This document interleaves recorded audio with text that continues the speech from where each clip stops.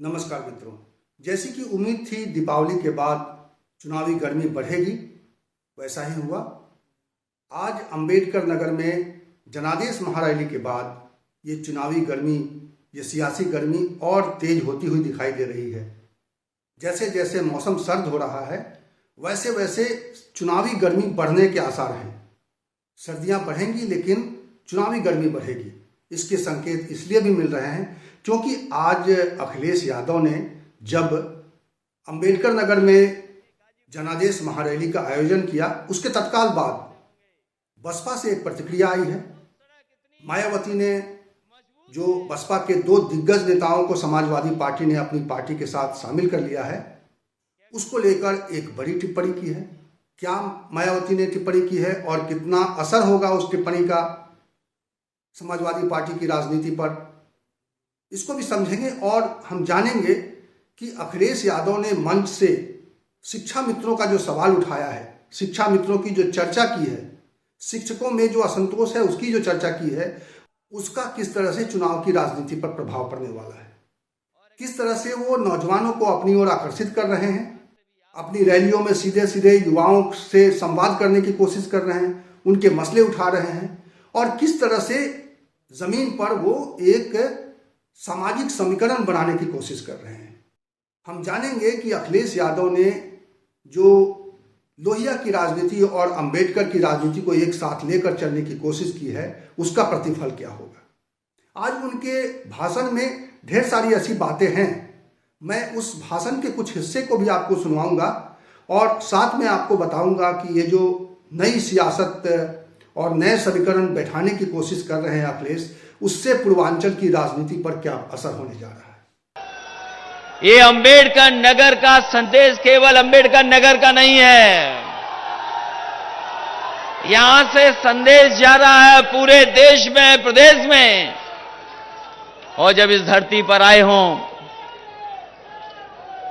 जिस जिले का नाम अंबेडकर नगर हो और इसी धरती से डॉक्टर राम मनोहर लोहिया निकले हैं, ये दोनों ऐसे महापुरुष हैं, अगर इनकी विचारधारा के रास्ते पे निकल चलें तो जो सपना देखा था हमारे पूर्वजों ने, ये दोनों विचारधाराएं हमारे भारत के सपनों को पूरा कर सकती हैं।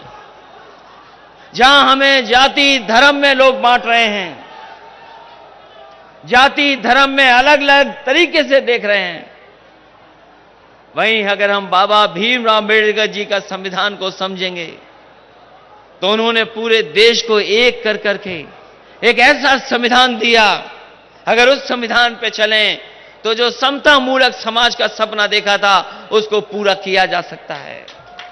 दरअसल आज अखिलेश यादव ने बसपा के जो दो दिग्गज नेताओं को अपनी पार्टी में शामिल किया है और उनके साथ इस महारैली का आयोजन किया है, उससे ये एक तस्वीर उभर रही है कि पूर्वांचल में समाजवादी पार्टी भारतीय जनता पार्टी को मुकाबला करने की स्थिति में आ रही है, बल्कि जोरदार टक्कर देने की स्थिति में आ रही है। जहां तक अंबेडकर नगर का सवाल है, अंबेडकर नगर वो जिला है जो अयोध्या से लगा हुआ जिला है, अयोध्या से काटकर ही बनाया गया है और 5 विधानसभा क्षेत्रों में जिस तरह से बसपा का प्रभाव रहा है और बसपा के दो दिग्गज लालजी वर्मा और राम अचल राजभर ने जो समाजवादी पार्टी का दामन थाम लिया है, उसके बाद किस तरह से अंबेडकर नगर और उसके पास के इलाकों में जिस तरह की राजनीति बदलने वाली है, उस पर बात करने की जरूरत है। क्योंकि राम अचल राजभर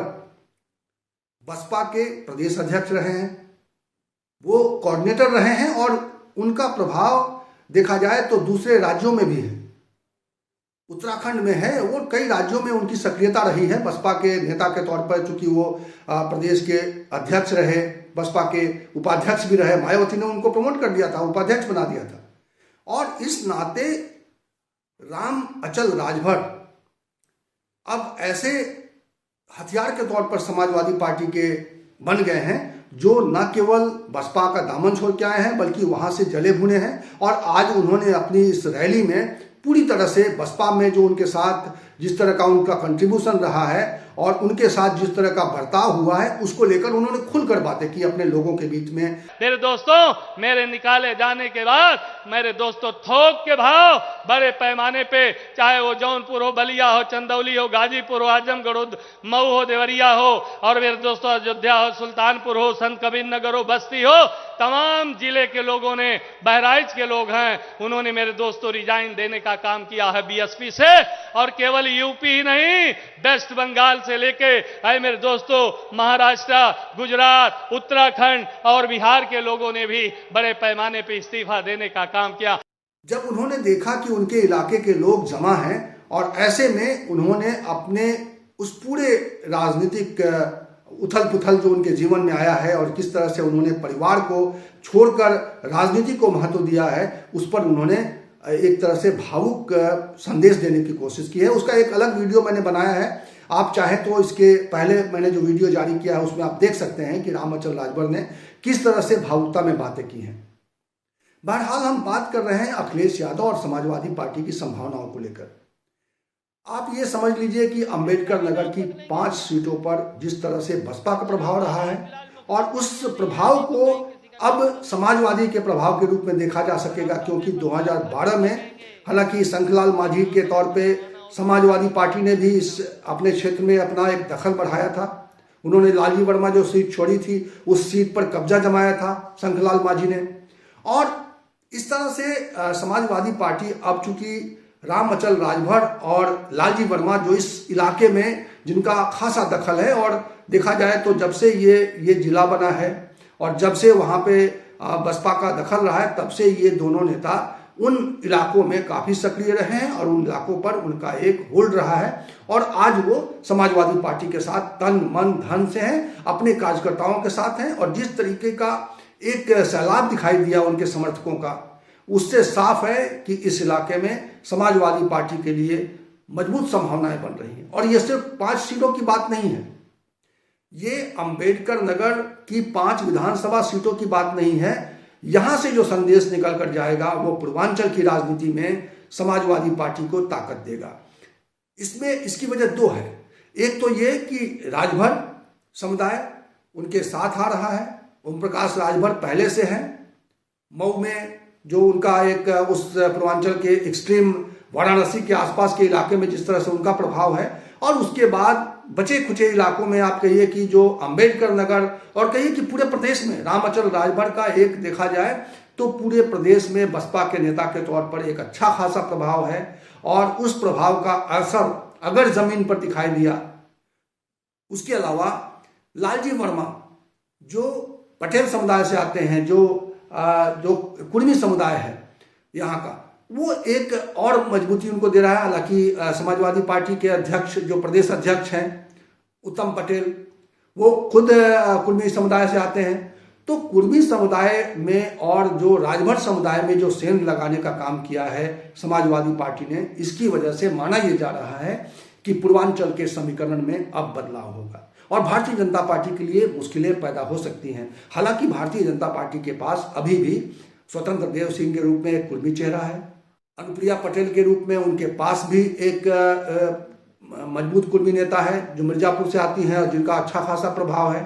लेकिन अब ये जो लड़ाई की तस्वीर जो उभर रही है, जो चुनावी लड़ाई जो होनी है, ये तस्वीर ऐसी तस्वीर उभर रही है जो पूर्वांचल की राजनीति में एक नए समीकरण पैदा कर सकती है। एक नया सियासी और एक चुनावी समीकरण जो है वो प्रदेश को किस रूप में आगे बढ़ाएगा, ये आने वाले समय में आपको पता चलेगा। जैसे जैसे चुनाव करीब आएंगे आप देखेंगे कि इसका जमीन पर किस तरह से असर बढ़ता हुआ दिखाई देगा। इसको लेकर एक चर्चा उभरती हुई दिखाई देगी। जो बात बार बार कही जा रही है कि भारतीय जनता पार्टी को अगर सीधे सीधे चुनौती देने की जो तस्वीर उभर रही है अखिलेश यादव की, समाजवादी पार्टी की, वो तस्वीर अब मजबूत होती जा रही है।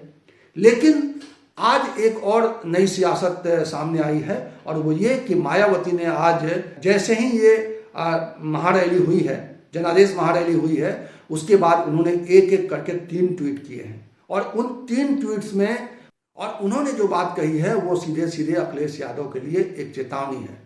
हालांकि उनकी इस चेतावनी का समाजवादी पार्टी की राजनीति पर कितना असर होगा इसके बारे में अभी कहना मुश्किल है, क्योंकि बसपा अब एक ऐसी पार्टी हो गई है जिसकी संभावनाएं थोड़ी कमजोर दिखाई दे रही हैं। जिस तरीके से उसके बड़े दिग्गज नेता छोड़कर जा रहे हैं और जिस तरह से राम अचल राजभर और लालजी वर्मा जैसे उनके कद्दावर नेताओं ने उनसे एक तरह से अलग हो गए हैं या पार्टी ने उनको अलग कर दिया है, और उसके बाद इन नेताओं ने बगावती तेवर दिखाते हुए समाजवादी पार्टी के साथ कंधे से कंधे मिलाकर 2022 के चुनाव में उनका साथ देने का मन बनाया है। तो ये जो नया समीकरण है वो कहीं ना कहीं बसपा को कमजोर कर रहा है, और इसीलिए शायद बसपा की चुनौती समाजवादी पार्टी को ज्यादा नुकसान पहुंचाने की स्थिति में नहीं है।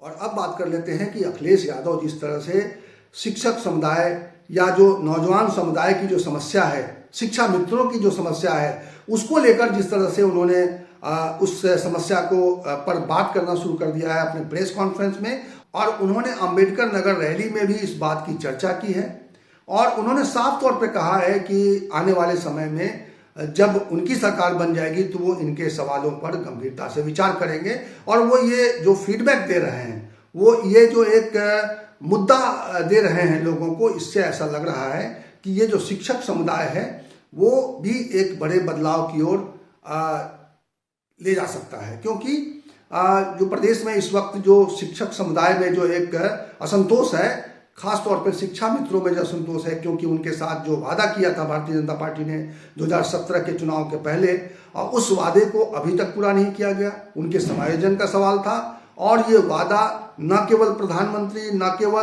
गृह मंत्री और न केवल आज के मुख्यमंत्री की ओर से किए गए थे, बल्कि भारतीय जनता पार्टी के घोषणा पत्र में उस चीज को शामिल किया गया था। और उस घोषणा पत्र के बारे में भारतीय जनता पार्टी दावा कर रही है कि उस तमाम उन्होंने वादे पूरे कर दिए हैं। और गृह मंत्री अमित शाह आकर उत्तर प्रदेश में ये दावा कर रहे हैं कि योगी सरकार ने 95% अपने वादों को पूरा कर दिया है। और स्थिति ये है कि शिक्षा मित्रों को लगातार उनका उत्पीड़न एक तरीके से हो रहा है, क्योंकि उनके साथ वादा किया गया था, लेकिन उनकी मांगों पर जरा भी विचार नहीं किया जा रहा है।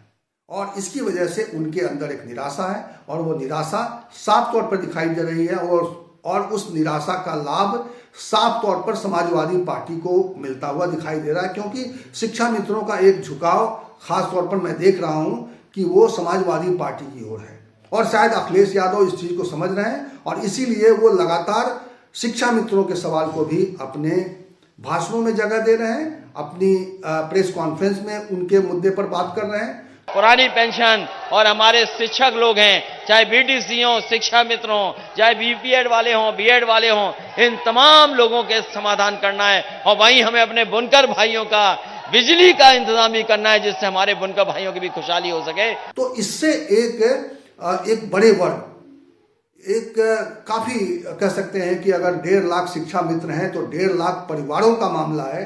तो 1.5 लाख परिवार अगर इस तरह से शिक्षा मित्रों का परिवार, शिक्षकों का परिवार, पुरानी पेंशन जो सिस्टम है उस पेंशन को बहाल करने की जो मांग शिक्षकों की ओर से हो रही है, उस पर भी विचार करने के लिए अखिलेश यादव ने अपने भाषणों में कहा है। तो इससे ऐसा लग रहा है कि एक बड़े शिक्षक वर्ग को वो अपनी ओर आकर्षित करने की कोशिश कर रहे हैं, और उससे उनकी राजनीति मजबूत होती हुई दिखाई दे रही है। समाजवादी पार्टी की ताकत जातीय समीकरण के अलावा जमीन पर एक मजबूती की ओर बढ़ती हुई दिखाई दे रही है।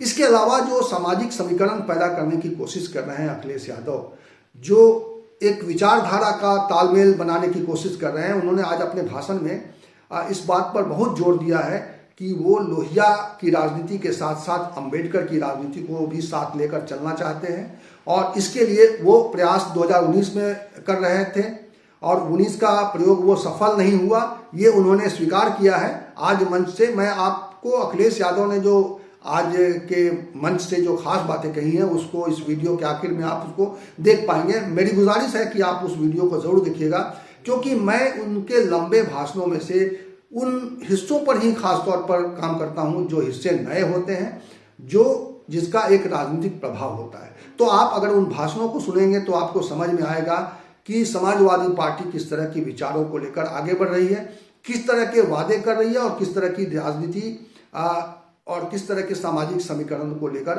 आगे बढ़ना चाहती है 2022 के चुनाव में, उसका मुद्दा क्या है। तो चलते चलते मैं अखिलेश यादव के भाषण के कुछ खास हिस्से के साथ छोड़कर जाता हूं।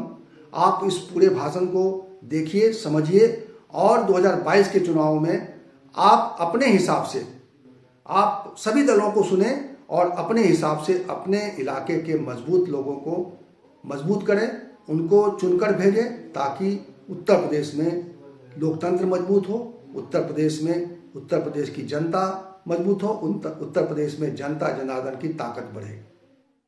इस वीडियो में इतना ही। इसी तरह की चर्चा के साथ मैं मिलूंगा आपको अगले वीडियो में। तब तक के लिए नमस्कार। लेकिन आप इस अखिलेश यादव के इस भाषण को जरूर सुनिए। बताओ अंबेडकर के नगर के लोगों, उत्तर प्रदेश को खुशहाली के रास्ते पे ले चलोगे क्या नहीं ले चलोगे? तो अगर ये आक्रोश है ऐसे आपके अंदर, अगर ये आक्रोश है आपके अंदर, तो बदलाव भी आएगा। और मुझे यकीन है आप पर, ये झूठ के फूल अब बचने वाले नहीं हैं। झूठ के फूल का सफाया होने वाला है उत्तर प्रदेश से। इसलिए एक बार फिर मुझे खुशी है इस बात की कि लगातार समाजवादी पार्टी से लोग जुड़ रहे हैं, लगातार समाजवादी पार्टी के समर्थन में लोग आ रहे हैं। इतना समर्थन समाजवादी पार्टी को पहले कभी नहीं मिला जितना समाजवादी पार्टी को इस बार समर्थन मिल रहा है। इतना समर्थन, इतने बड़े बड़े नेता, इतने बड़ी संख्या में नेता समाजवादी पार्टी में कभी नहीं जुड़े।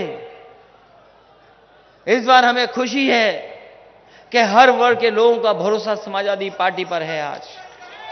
और उसका परिणाम यह है कि आज आपके साथ राम अचल राजभर जी आ गए हैं। उसका परिणाम यह है कि लालजी वर्मा जी, जो बड़े नेता भी हैं, जिन्होंने अपना जीवन लगा दिया बहुजन समाज पार्टी में जुटे रहे, बाबा भीमराव अम्बेडकर के सिद्धांतों को आगे बढ़ाने के लिए, वो भी आज आपके साथ खड़े हैं, समाजवादी पार्टी के साथ जुट गए हैं।